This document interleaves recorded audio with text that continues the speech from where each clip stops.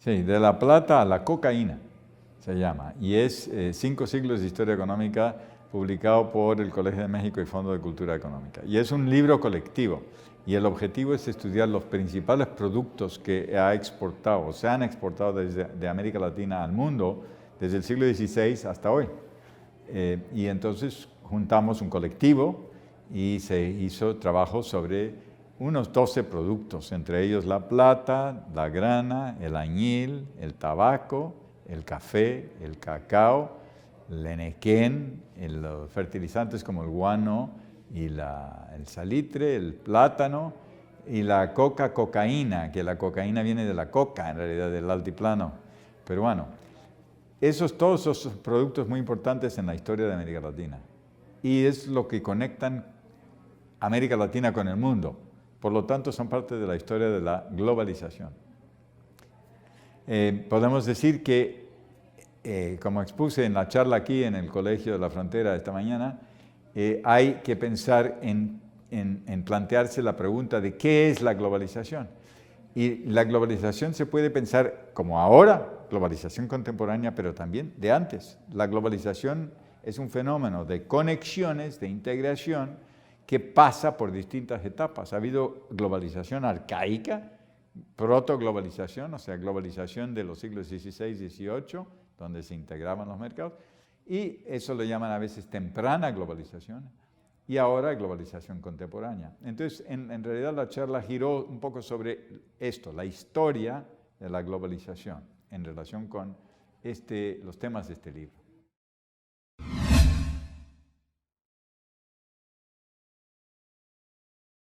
Lo que enfaticé ahí es que México es un país que produce unas mercancías y ha producido, que han sido muy importantes en el desarrollo de la economía mundial y de la sociedad mundial y de la cultura mundial. Si pensamos en esos productos, pues uno de los primeros importantes era la plata, que se convirtió en la moneda universal. El peso de plata mexicano era la moneda universal durante más de 3 siglos.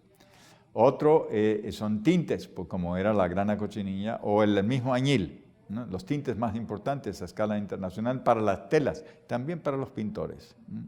Todos los pintores desde el Renacimiento usaron esos tintes, ¿no?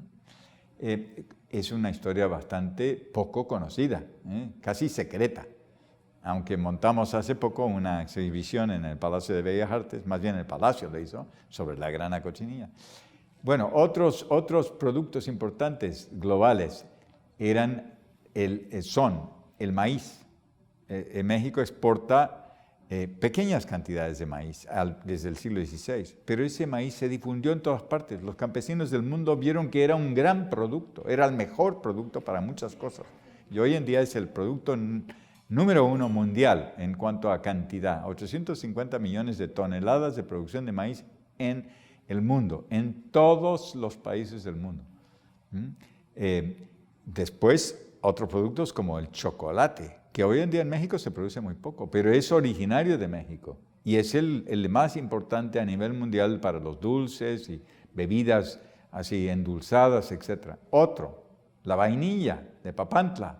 La gente se ha olvidado que ese es un producto mexicano que sale desde el siglo XVI y se exporta en pequeñas cantidades, pero se hace popularísimo, ¿no? Y tiene un éxito indudable y contribuye a una globalización de la cultura alimenticia, igual que el tomate, no nos olvidemos, ¿no? La importancia del tomate a nivel mundial hoy en día, el tomatal, ¿no? El jitomate y tomate, o el aguacate, o el cacahuate, o el chicle. ¿Cuántos productos no tiene México que no se han convertido en productos globales, ¿no? Lo interesante de eso es que México entonces, por muchos motivos, ha contribuido a la globalización contemporánea, en muchas facetas, ¿no? Y eso me parece que es algo de lo cual hay que tener orgullo, ¿no? Es algo que levanta la moral en unas situaciones, en unas circunstancias cuando a veces se piensa, bueno, está muy mal el país, esto anda mal, y luego uno piensa, bueno, pero ¿cuáles han sido las contribuciones y siguen siendo las contribuciones de México a la economía, la sociedad y la cultura moderna y global. A veces se olvidan esas cosas que son muy positivas, ¿no? Que costaron mucho trabajo, ¿no? El maíz, cuando se empezó a producir, hace 10.000 años, ¿no? Y fueron las mujeres, sobre todo, las que empezaron a cultivar el maíz y convertirlo en una planta que se podía consumir, ¿no? Yo creo que debe ser un orgullo pensar en los productos de México y su contribución a la historia global.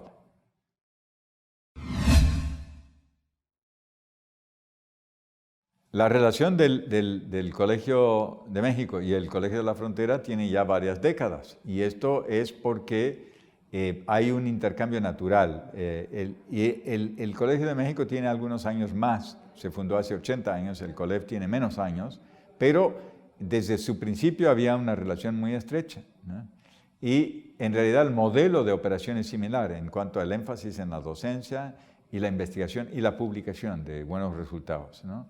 También la organización de seminarios, ¿no? de todo tipo. Y son instituciones abiertas al mundo, son instituciones que por suerte son públicas y dan becas para los estudiantes, ¿no? Y eso es bastante singular.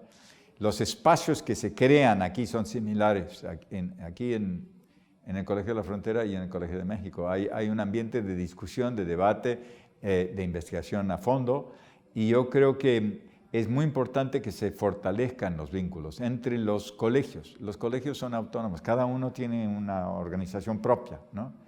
Pero hay vínculos, hay intercambios constantes. Hoy en día, con el Colegio de la Frontera, más en temas de demografía, de migración, de seguridad, etcétera, ¿no? Pero también en historia, como es la plática de hoy, hay interés en el intercambio. Entonces yo creo que es una relación que ya existe y que se debe fortalecer cada vez más, y usando los instrumentos también digitales que nos permitirían hacer más actividades conjuntas.